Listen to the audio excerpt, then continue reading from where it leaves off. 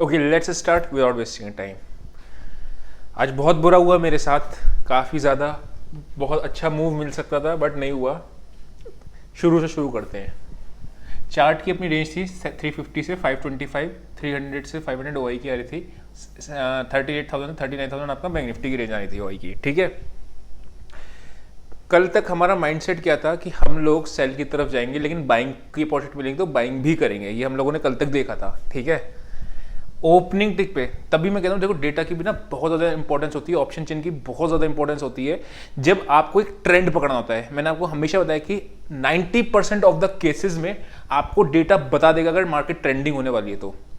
यहाँ पे ओपनिंग पे ही अगर आप देखोगे तो डेटा आपका पॉजिटिव था, बुलिश की तरफ ओपनिंग पहले पे ही था, तो मैंने लिख दिया साफ नॉट शॉर्टिंग। ठीक है, उसके बाद जब नेक्स्ट टिक आया 10 मिनट बाद, फिर data is strong for sure not shorting, मतलब किसी हालत में शॉर्टिंग नहीं करनी। ठीक, अब गलती कहाँ हुई जो खराब लगा, मैंने यहाँ पे प्रॉफिट बुक किया और 540 के आसपास मैंने कंप्लीट अपनी लॉन्ग पोजीशंस को एग्जिट कर दिया। निफ्टी की बात कर रहा हूँ, और बैंक निफ्टी में मैंने 940 के आसपास 38,940।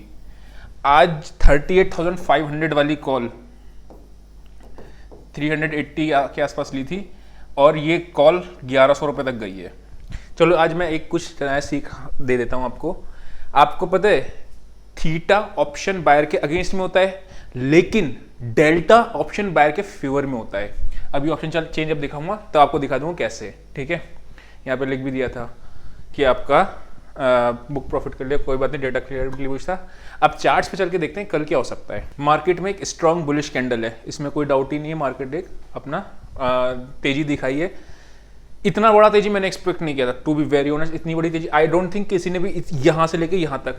बाइंग तो यहाँ कर ली होगी, लेकिन एग्जिट यहाँ पे करी हो आई डोंट थिंक कि बहुत ही कम लोग होंगे, बहुत लकी लोग होंगे वो कि इतना, बिकॉज इतना ना चार्ट पे दिख रहा था। चार्ट में भी आपका यहाँ पे ये लेवल था 624, लेकिन हम शॉर्टिंग नहीं कर रहे थे। ये बात तो फॉर श्योर थी कि हम शॉर्ट नहीं कर रहे थे बिकॉज डेटा इतना बुलिश था। एनीवेज, अभी अगर आप देखोगे तो मार्केट में एक तेजी आई है, इसने ये सारी कैंडल्स को एक साथ एक ही कैंडल में इसने बाइफरकेट वो कर दिया, एनगल्फ कर दिया। अब अगर मैं बात करूं 17,700 will act as a support. ठीक है ना, अगर जिस तरीके से मूवमेंट है हम लोगों को दोनों की साइड अपॉर्चुनिटी ढूंढेंगे, किधर की तरफ भी ऐसा नहीं बाइसनेस रखेंगे। अब इसमें होगा क्या, अगर मार्केट बड़ा गैप डाउन खुल जाता है तो फिर हम लोग वेट करेंगे एक नेगेटिव प्राइस एक्शन का, और कहीं पे अपने को प्रॉफिट बुकिंग मिल जाए तो वहां पे अपने करेंगे, फिर सेकंड हैंड में ट्रेंड के अकॉर्डिंग ट्रेड लेंगे।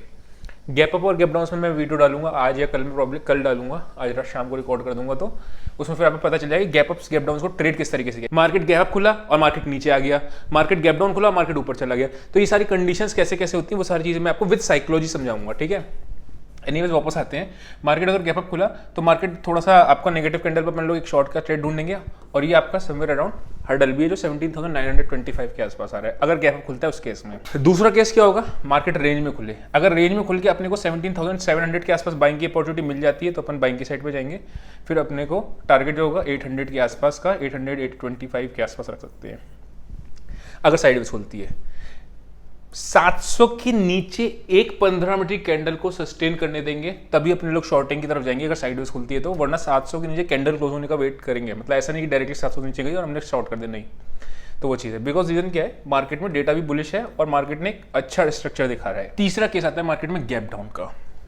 गैप डाउन का केस कभी भी जब भी आता है ऐसे केस में तो हम क्या करते हैं, छोटे टाइम फ्रेम पे अगर आप देखोगे तो क्या होगा, यहाँ के नीचे अगर गैप डाउन खुलता है 650 के नीचे, 620 के नीचे, तो फिर मार्केट में थोड़ा सा सेलिंग की तरफ आ सकता है। रीजन क्या है, ये आपके बायर्स ट्रैप हो जाएंगे, है ना वो चीज़। अगर आप देखोगे आज के मार्केट में किसी ने शॉर्ट किया होगा तो आई डोंट थिंक कि फिर उसको मार्केट में किसी भी टाइम पे, चार्ट पे बेसिस पे शॉर्ट किया हो, किसी भी बेसिस पे शॉर्ट किया हो, तो फिर वो मार्केट में उसको बहुत प्रैक्टिस की जरूरत है। ठीक है ना, रीजन क्या है, मुझे एक भी जगह बता दो, अगर आपने आज पुट लिए तो आप समझ लेना ध्यान से ये बात, ऐसा चार्ट कहीं बता दो, चलो अभी डेटा को छोड़ो, चार्ट पे देख लो, किसी भी जगह आपको ऐसा लग रहा है कि मार्केट ने वीकनेस दिखाई है, किसी भी जगह इस कैंडल पे अगर आपको लगेगा, लेकिन ये कैंडल पे भी आपको, अगर लेट से आपने इस पर कर लिया, पहली बात नेगेटिव प्राइस एक्शन तो बिल्कुल भी नहीं है, नाइट डेटा नेगेटिव है, नाइट प्राइस एक्शन नेगेटिव है, लेकिन अगर आपने चलो किसी लाल कैंडल को देख के शॉर्ट किया तो भी आपको लॉस लग सकता है बड़ा, बिकॉज 20-25 पॉइंट का मार्केट ने वापस से रिट्रेस कर दिया। यहां तक आके कहीं पे भी price action negative, data negative नहीं था, और मुझे पता है कि लोगों ने पुट लेके बाय करके लॉस किया होगा, तो वो उसका अगर ऐसा कर रहे हो तो फिर आपको सेटअप की बहुत ज़्यादा ज़रूरत है। एनीवेज ऑप्शन चेन पे चलते हैं। यहाँ पे ऑप्शन चेन में निफ्टी की बात करूँ तो ऑब्वियस सी बात है, कॉल राइटर्स अनकवर। मैं आपको बता दूं मार्केट में तेजी क्यों थी और मैंने नीचे क्यों लिखा था आई एम नॉट शॉर्टिंग। 540 पे निकला था 540 पे, still I was not shorting. Reason बताता हूं। 540 के आसपास अगर आप देखते उस टाइम पे मार्केट ने 600 की पुट राइटिंग स्टार्ट हो गई थी और कॉल ये वाले अनकवर होने शुरू हो गए थे। क्लियर सिग्नल एवोल्यूशन है इसका, करेक्ट। तो वो उस जगह पे शॉर्ट तो नहीं करना था फॉर श्योर। और 525 के आसपास रेंज इसलिए था बिकॉज 500 में मैक्सिमम वही बैठा था। एनीवे इधर आपके पुट राइटर्स भी हैं। अब मैं आपको वो वाली चीज़ बताता हूँ जो मैंने आपको स्टार्टिंग बोला था ना कि ऑप्शन बायर को डेल्टा कैसे फायदे में देता है। मैंने कॉल बाय करी 17,300 की, ठीक है, ये ठीक है, जिसका रेट चल रहा है कितना 474।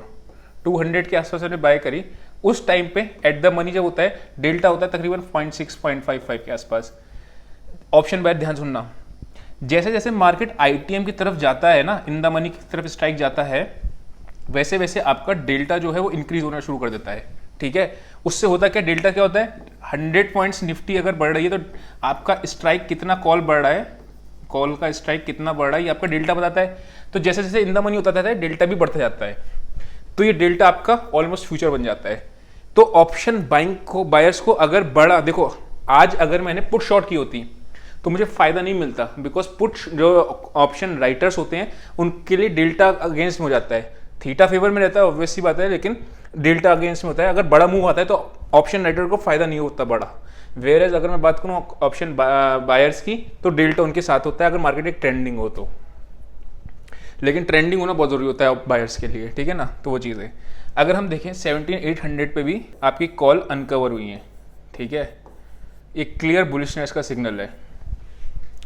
1700-800 पे भी थोड़ी सी पुट राइटिंग बहुत खास नहीं है। 17,700 पे आपका 35 लैक्स ऐड हुए हैं, इसलिए हम लोगों ने क्या कहा था कि 17,700 के आसपास मिलता है और एक 5 मिनट की कैंडल पे पॉजिटिव प्राइसेशन बनता है तो हम लोग बैंक की साइड जाएंगे क्योंकि यहाँ पे आपका ओआई बैठा हुआ है।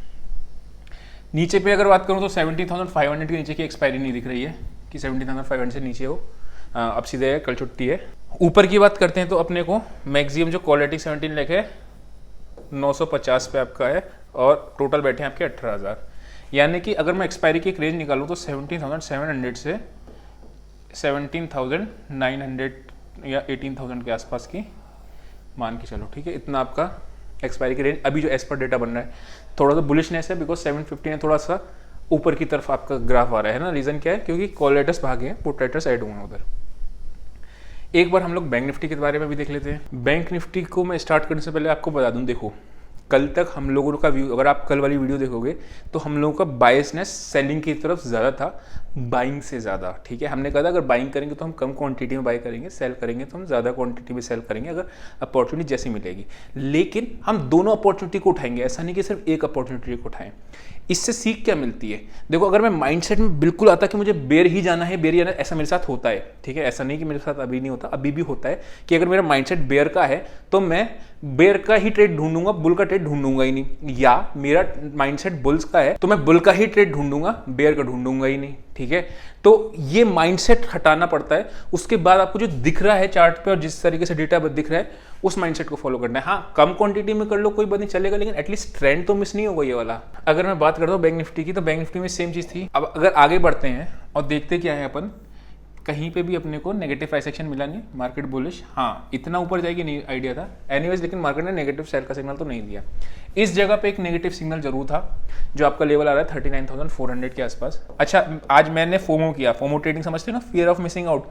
कब किया मैंने, जब मार्केट 39,000 के ऊपर ट्रैवल करने लगा, अराउंड 150 क्रॉस किया था इसने, तब मैंने 39,000 की पुट शॉर्ट कर दी थी। हालांकि मार्केट एक तरफ ट्रेंडिंग थी, ठीक है ना, लेकिन वो थोड़ा सा रिस्की था, कम क्वांटिटी में करा लेकिन रिस्की था वो ट्रेड। एनीवेज मार्केट ऊपर गई और बिल्कुल डे हाई के आसपास क्लोज हुई और लास्ट में आके, अच्छा फोमो ट्रेडिंग के बाद मैंने क्या करा, देखो यहाँ पे मेरा ऐसा एक लॉस को मैंने बुक करके निकला 39,500 जैसे ही क्रॉस किया इसने, फिर मैंने इसको बाय किया, ठीक है। मुझे 3 बज रहा था उस टाइम पे, 3-5 के आसपास हो रहा था। मुझे लगा ये वाले कॉल राइटर्स भी तकरीबन I think 1.5 crore call writers थे जो ट्रैप हो चुके थे। तो जब ये 580 आने लगी तो मैं धीरे धीरे और बढ़ाने लगा। फोमो समझ रहे हो ना आप कि छूट गया और अब और बाय करो और कर लो ताकि मार्केट ऊपर है। और मार्केट लास्ट में थोड़ा सा गिर गई। हालांकि प्रॉफिट ज़्यादा था इसलिए लॉस पता नहीं चला, 40-50 पॉइंट का था। तो ये चीज़ है। तो फोमो ट्रेडिंग इतना भी नहीं करना चाहिए, मार्केट ऑलरेडी स्ट्रेच हो चुकी है, बट ठीक है कोई बात नहीं, कम क्वांटिटी में कर लो चलेगा। अब अगर बैंक निफ्टी का अपना, ठीक है, बैंक निफ्टी का हर्डल कहाँ पे आ रहा है, लेवल आ रहा है आपका समवेयर अराउंड ये जो प्रीवियस हाई था, कितना आ रहा है ये 39,780 के आसपास है। इसके आसपास अपने को कोई एक नेगेटिव प्राइस एक्शन मिलता है तो अपन लोग एक बार सेल कर सकते हैं, बिकॉज ये डबल टॉप के आसपास है। 3 केस होंगे इसमें भी, गैप अप, गैप डाउन और साइडवेज। साइडवेज होगा तो थोड़ा सा वेट करेंगे इस लेवल के आसपास मिल जाए, जो कि निकल के आ रहा है 39,300 से 400 के बीच में। अगर आपको ध्यान होगा जब मार्केट यहीं पे आके आपका वो हो रहा था, स्ट्रगल कर रहा था, जब यहाँ से ब्रेकआउट आया था, देख रहे हो यहीं पे आपको इसी जगह पे 39,300 और 400 के बीच में मिल जाए। अगर साइडवेज खुलता है तो अपने को इधर की तरफ बाइंग जाएंगे, या फिर इसी के नीचे अपन को, इसके नीचे कैंडल 300 के लेवल के नीचे कैंडल बन जाए पूरी, तब अपने को सेल पे जाएंगे। ठीक है, उससे पहले अपने को सेल करने जाएंगे बिकॉज मोमेंटम स्ट्रॉन्ग सा दिख रहा है। अगर मैं बात करता हूँ गैप अप की, तो गैप अप में मैं थोड़ा सा रिवर्सल की तरफ प्लान करूंगा। अगर रिवर्सल मिलता है, मान लो कि थोड़ा सा प्रॉफिट बुकिंग आती है, तो कुछ कॉल क्वांटिटी में कॉल शॉर्ट करके निकाल सकते हैं, क्योंकि बिकॉज क्या है प्रॉफिट बुकिंग आ सकती है। यहाँ पे बायर्स बैठे हैं, मार्केट गैप खुली तो प्रॉफिट बुकिंग थोड़ी सी आ सकती है। फिर सेकंड हाफ में अपना ट्रेड डिसाइड होगा, ट्रेंड किस तरफ पे जाना है। ठीक है, तो वैसा गैप अप के केस में होगा। गैप डाउन खुलता है थोड़ा सा तकलीफ हो जाएगी। उसका रीजन क्या है कि मार्केट में स्ट्रेचअप दिखाया हुआ है, और अगर गैप डाउन खुलेगा तो सारे वो ट्रैप हो जाएंगे। ठीक है, तो ये तीनों केस थे। एक बार इसकी ऑप्शन चेंज देख लेते हैं ताकि फटाफट से एक्सपायरी की रेंज निकाल पाएँ और फिर हम हीरो जीरो देख पाए। सेम कहानी इसमें भी है, आपके कॉल लेटर अनकवर हुए हैं 9,700 पे थोड़े से ऐड हुए हैं, 11 लाख है, 18 लाख। ऑब्वियसली आपके बहुत एग्रेसिव हो जाते हैं कॉल लेटर पुट राइटर जब भी एक्सपायरी के पास होता है। रीज़न क्या है, थीटा ज़्यादा है और कल है छुट्टी। यहाँ पे आपका 39,000 के नीचे आपकी एक्सपायरी नहीं होगी। अगर 39,300 के नीचे आपकी जाती है और आप कर दो तो एक बार यहाँ पे प्रॉफिट बुक भी करना है, मतलब ऐसा नहीं कि लंबा रखना है, बिकॉज 39,000 पर अच्छी खासी पुट राइटिंग है। ऊपर पे अगर मैं देखूँ तो 40,000 पे भी आपके कॉल लेटर भागे हैं। ठीक है ना, मतलब ये अच्छा सिग्नल होता है बुल्स के लिए। तो अपने को अगर मैं कंक्लूजन निकालूंगा तो बुलिशनेस ही सिनेरियो दिख रहा है दोनों की साइड पे ही। और जब तक गैप डाउन नहीं खुलेगा या गैप अप नहीं खुलेगा मैं शॉर्ट के बारे में नहीं सोचूंगा, क्योंकि गैप अप के केस में क्या होगा, प्रॉफिट बुकिंग आ सकती है एक चीज़, और गैप डाउन होगा तो ऑब्वियसली कोई न्यूज़ खराब होगी तभी गैप डाउन होगा। और गैप डाउन के केस में ये सारे पुट राइटर्स आपके हो जाएंगे ट्रैप। ठीक है, तो वैसा करके अपन लोग उस हिसाब से ट्रेड करेंगे। अब भी 39,500 के ऊपर क्लोजिंग दिया, ये अच्छा सिग्नल होता है, बिकॉज ये वाले आपके ट्रैप हो जाते हैं। अगर ये 600 के 580 के ऊपर थोड़ा सा मार्केट में टाइम होता ना, 15 मिनट होते हैं, 10-15 मिनट, तो मुझे ये वाला भाई प्रॉफिट दे जाता है जो मैंने लास्ट में बाय किया था। एनीवेज, अगर मैं इसकी रेंज निकालता हूँ तो कितना आ रहा है 39,000 से 40,000 के आसपास। ठीक है, तो ये रेंज है। इसके ऊपर अपना हीरो जीरो की तरफ देख लेंगे, जिधर भी अगर नीचे जा रहा होगा तो उसके नीचे प्लान करेंगे, ऊपर जाएगा तो उसके ऊपर प्लान करेंगे हीरो जीरो के लिए। तो आई होप आपको समझ में आया होगा। आज के लिए इतना ही, see you next video, till then bye bye.